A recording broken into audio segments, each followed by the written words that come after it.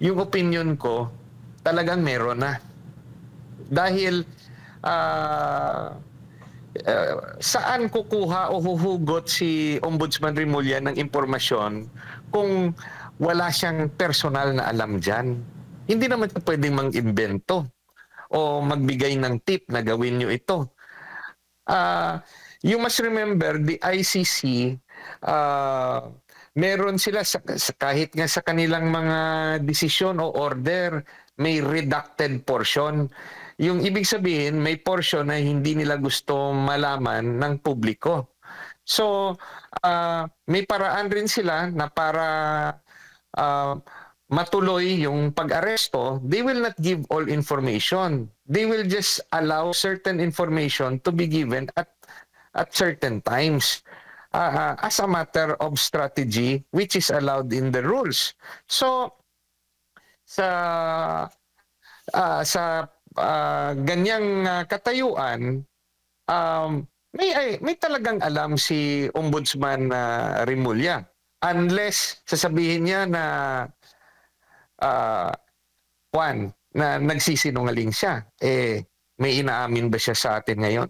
Kasi may pinanggalingan yung impormasyon na yan. Ombudsman ka. Abogado ka.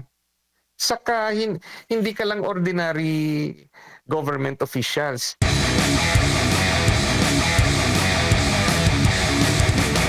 May magagawa ho ba, Attorney, ang Senado upang protektahan si Senator Bato de la Rosa at wag hayaang siya'y ipadala sa ICC?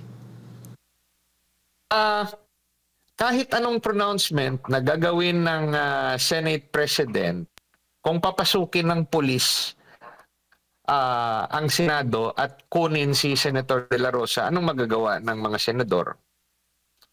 At sabihin nila, nag-violate kayo ng aming independence. Saan sila magfa-file ng kaso? Magfa-file sila ng kaso sa ombudsman. Sasabihin ng ombudsman, tama yung ginawa ng kapulisan, they are only doing their job. O saan ka magrereklamo? Kasi control nila yung ombudsman.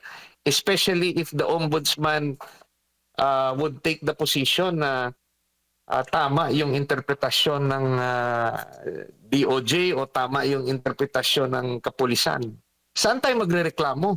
We are in a situation right now na natrap yung taong bayan sa ganito. Kasi the ombudsman has not shown to us na it stands independently. Nakikipag-press con siya kasama ng mga taong gobyerno. Dapat hindi ganon. Nung naging ombudsman si former Justice Secretary Remulla, dapat hindi na siya nakikihalubilo, hindi na siya dapat nakikipag-usap sa executive officers ng gobyerno o sa mga kabinete ni President Marcos o kahit kay President Marcos, wag na siya makipag-usap. Kasi parang judge na siya Mag-antay siya dahil he has jurisdiction over the administrative cases. At siya rin may jurisdiction over the criminal complaints filed when it is related to corruption. Once the ombudsman accepted that position, parang west na siya. Stop na yung kanyang relasyon kay President Marcos. Huwag na siyang makipag-usap sa mga cabinet members. Let them conduct the investigation separate from the investigation of the ombudsman. You cannot investigate together kasi malay mo yung kasama mo na gumagawa ng investigasyon may kasalanan rin. Opo. Bago ko lang ipasa kay Partner Admar at mamaya po balik po ako para sa mga iba pang mga katanungan o issue. Attorney, ano po yung nakikita po ninyong remedyo para kay Senator Bato? Kung sakali man lumabas po itong arrest warrant, ano yung remedyo para po sa kanya na hindi po siya tuluyan na ipadala sa ICC? Senator Bato should file the necessary petition o injunction sa Supreme Court, Korte Suprema, to make the issue a formal judicious controversy na hindi lang opinion o komento ng Korte Suprema ang isang bagay. Maghain siya ng ng aksyon sa Korte Suprema, asking for a TRO or an injunction on the action of government in the event that by reason of the information relayed by the ombudsman on the matter, so that pwede nang pumasok yung Korte Suprema sa usaping pag-aresto sa kanya. Opo, Attorney, maayong aga, si Admar po ito. Ito bang naging hakbang ng ombudsman na pinipreempt na meron daw arrest warrant ay parang pagtapik sa ICC na, oy, maglabas na kayo ng arrest warrant? Iba nga yung aking opinion dyan. Yung opinion ko, talagang meron na. Dahil saan kukuha o huhugot si Ombudsman Remulla ng impormasyon kung wala siyang personal na alam dyan? Hindi naman pwedeng mang-imbento o magbigay ng tip na gawin nyo ito. You must remember, the ICC, meron sila, kahit nga sa kanilang mga desisyon o order, may redacted portion. Yung ibig sabihin, may portion na hindi nila gusto malaman ng publiko. So, may paraan rin sila na para matuloy yung pag-aresto. They will not give all information. They will just allow certain information to be given at certain times as a matter of strategy, which is allowed in the rules. So, sa ganyang katayuan, may talagang alam si Ombudsman Remulla. Unless sasabihin niya na na nagsisinungaling siya. May inaamin ba siya sa atin ngayon? Kasi may pinanggalingan yung impormasyon na yan. Ombudsman ka. Abogado ka. Saka hindi ka lang ordinary government officials. Yung sabi ko nga, yung nakakaalarma, dahil ombudsman ka, independent ka, dapat hindi ka nakikihalubilo sa foreign entities, sa foreign courts, hindi ka nakikihalubilo sa authorities, no? Sa na wala namang kinalaman ang Pilipinas, kasi hindi naman under sa jurisdiction ng ICC ang Pilipinas. Ba't siya makikipag-usap doon? O bakit makikipag-usap si Ombudsman Remulla sa DOJ o sa DFA? Wala naman siyang kinalaman dyan. He should just act like a judge. Antayin niya na may formal na papel na ifa-file sa kanyang opisina, saka siya pwedeng mag-act to act as investigator or as judge. Hindi yun pwede na parang feeling niya part pa rin siya ng kabinete na okay lang makikipaghalubilo, magpipress con kasama yung ibang opisina. Hindi yun pwede.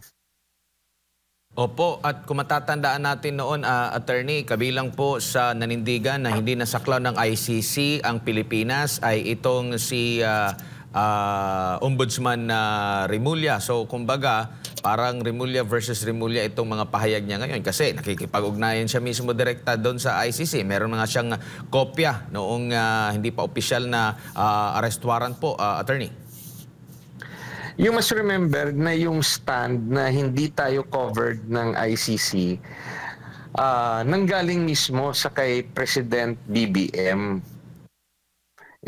Especially during the time, parte ng kabinete si Ombudsman Remulla as Secretary of Justice. No? There are interviews na inaamin nila na hindi covered ng ICC. Then all of a sudden, inaresto si dating Presidente Duterte at dinala doon sa ibang bansa. Maniniwala pa ba tayo sa sinasabi nila? How can they justify saying kasi meron tayong agreement sa Interpol na may pinapaaresto sila, so sundin natin. yung basis ng arrest ng Interpol is the ICC warrant. So, hindi talaga, wala, it's beyond logic, it's beyond legality.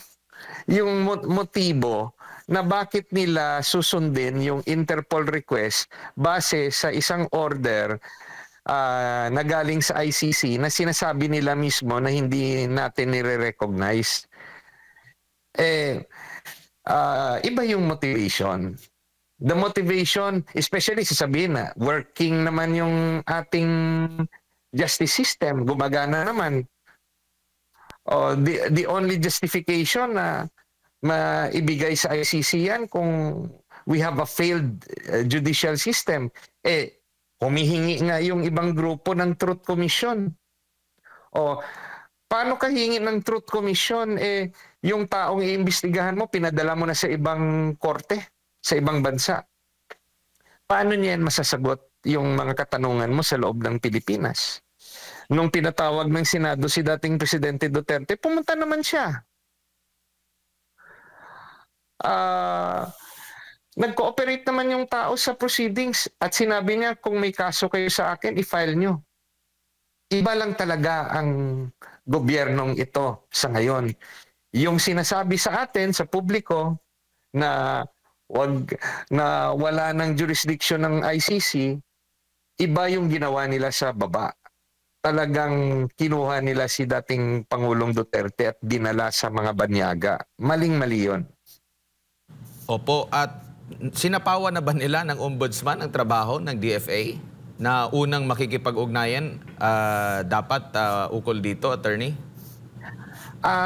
Ito yun, Admar, no? That's why there is a sense of helplessness. Even sa akin na abogado, our only last line of defense is the Supreme Court, Korte Suprema. Dahil parang ang labo-labo na Ang labo-labo na ng legal process natin ngayon dahil sa mga interpretasyon ng DOJ at ng ombudsman, no? So at kung may violation yung mga opisinang yan, saan tayo magrereklamo? Sa kanila rin. How can we get justice if yung interpretation nila hindi nakabase sa general understanding natin ng batas, no? That's why in the case of Senator Bato sa ngayon, yung as a lawyer, yung nakita kong paraan lang, no, nga legal na proseso, gawin niya ng judicial issue yung kaso niya.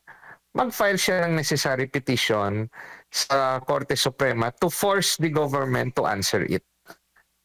Opo. That's the only way sa nakikita ko. Otherwise, baka too late na pag dinakip siya at biglaan siyang dalhin sa ibang bansa, ano pang magagawa niya?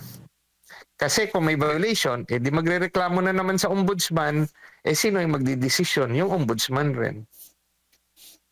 Opo, and attorney, sa pagkakalam niyo po, mayroon po bang kinakaharap na kaso si Senador Bato de la Rosa? May kaugnayan doon sa sinasabing patayan dito sa ating bansa?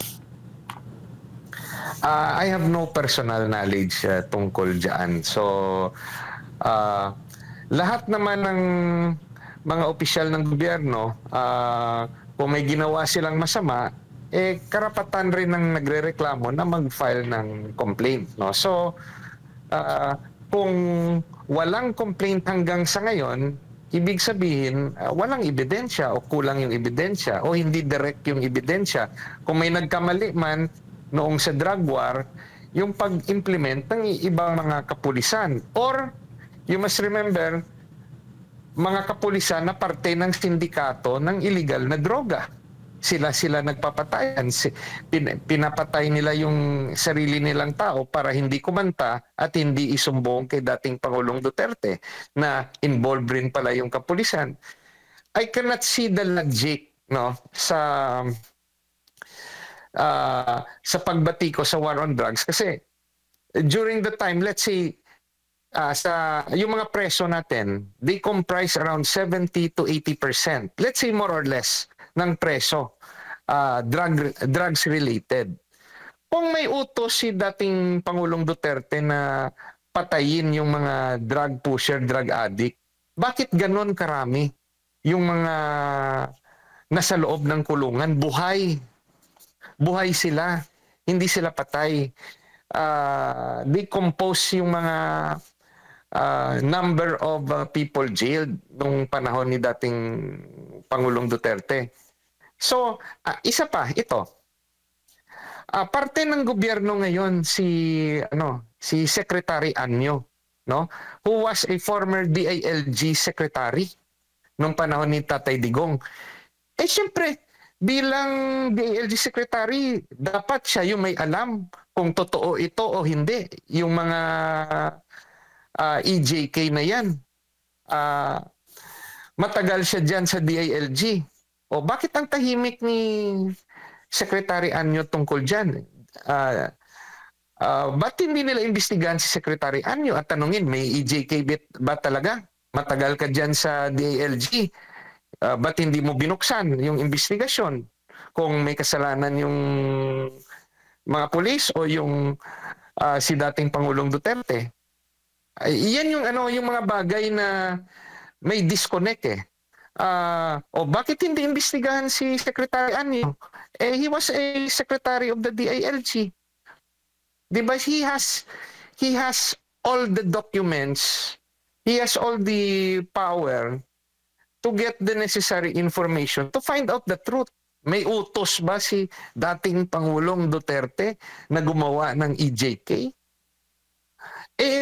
Parte si Secretary Anyo na sa BBM administration at di ba? Yung iba nagsasabi na involved siya doon sa pag-aresto kay Tatay Digong o may kinalaman siya. So, they should ask Secretary Anyo on the matter. Opo, and dito po sa mga pangyayaring ito, malinaw na po ba, attorney, na ito'y panlilihis lamang sa issue at pamumulitika lang, parte pa rin ng paglaban nila dito sa mga Duterte? Yung sabi ko nga, there's a feeling of helplessness already. Walang direksyon ang bansa natin. Para lang tayong nakadepensa. No? Bakit nagkaganito? Yung umpisa ng administrasyong Marcos ay pagtawag sa unity, no? Pagkakaisa, uniteam sila. Bakit nagkaganito ang bansa? Yung tanong, kung magaling ba ang presidente na kaya niyang i-unite yung buong Pilipinas at ma-inspire yung mga Pilipino, bakit nagkaganito? At bakit yung issue ng korupsyon na may nangyayari rin ng mga nakaraan, lalo na nasa PACC ako, no? May mga bagay rin akong pinaglaban nung nasa loob pa ako ng Duterte administration. Yung kalaban namin, kasama rin namin sa administrasyon. Pero yung sa ngayon, parang yung feeling ng mga tao, lumala. No? Lumala. At ini-explain rin ni Presidente sa mga nababasa ko na kahit siya hindi niya raw maintindihan bakit nagkaganito. We have a problem sa leadership ni Pangulong BBM. No? The country needs a reset, and the democratic and peaceful way na mangyari yan, kung siya ay magboboluntaryong mag-resign para mabigyan ng panibagong pag-asa ang bansa natin. Otherwise, nag-aantay tayo, maraming nag-aantay hanggang 2028. Yung iba niyang kaalyado, hindi siya inaaway dahil nag-aantay rin sila sa 2028. Pero hindi niya rin kasama yan. Dati niya ang kalaban sa politika Kinakaibigan lang siya dahil kontra nila ang vice presidente. So, many Filipinos are just waiting na matapos na itong administrasyong to, nag-aantay sa 2028. Yung iba naman, talagang gigil na sana mag-resign na si Pangulong Bongbong Marcos para magkaroon ng panibagong pag-asa ang ating bansa.